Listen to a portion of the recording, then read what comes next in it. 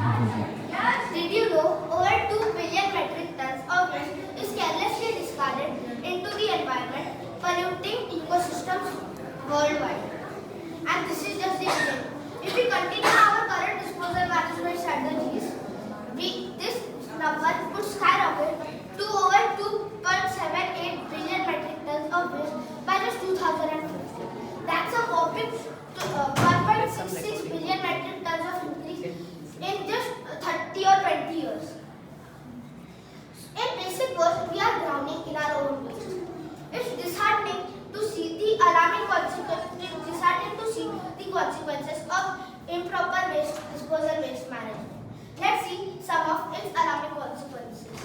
Some of its alarming consequences can be land, water, and air pollution, climate change, extreme weather, hazardous materials, plant and animal marine death, loss of habitats, lower diversity, diseases, worsening infrastructure, and many more.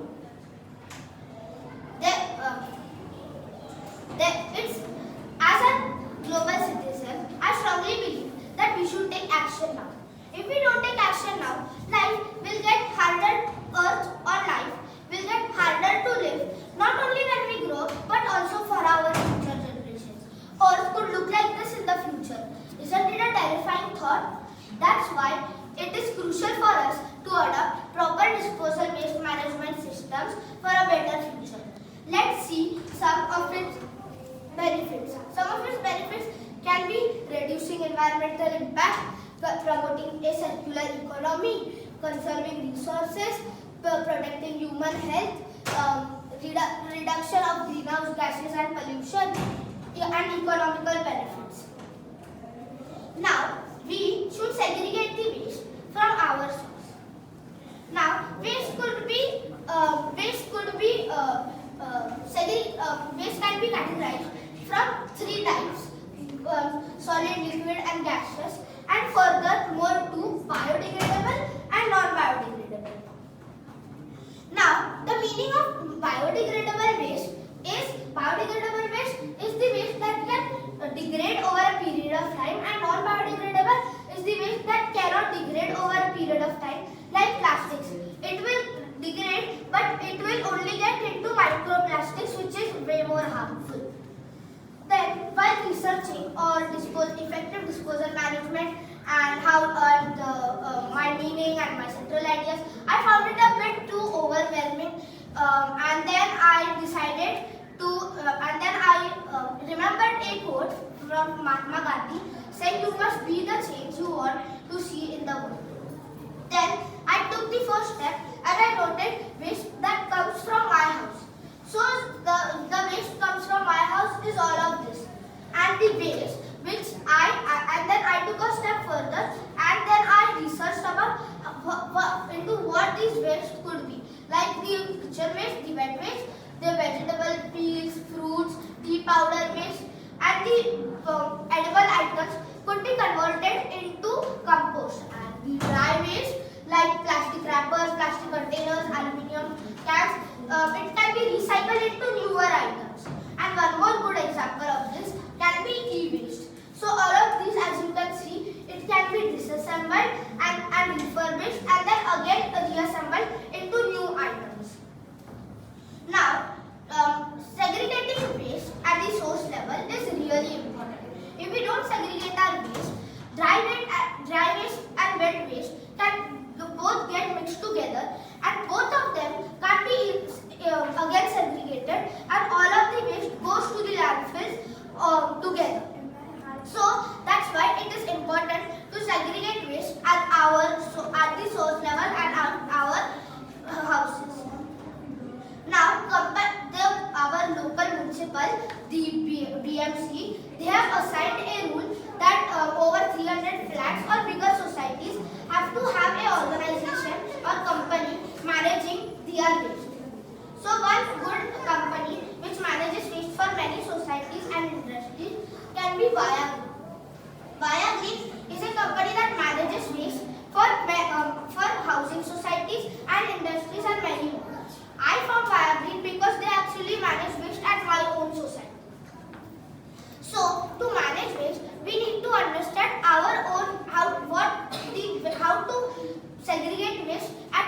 level. So there are so we can segregate waste into three.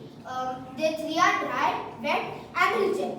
The dry waste is what the dry waste, as you can see, is the waste which are non-biodegradable and which can be recycled. And the wet waste is the things that is edible and it's not necessarily edible and which can be composted and used as fertilizers.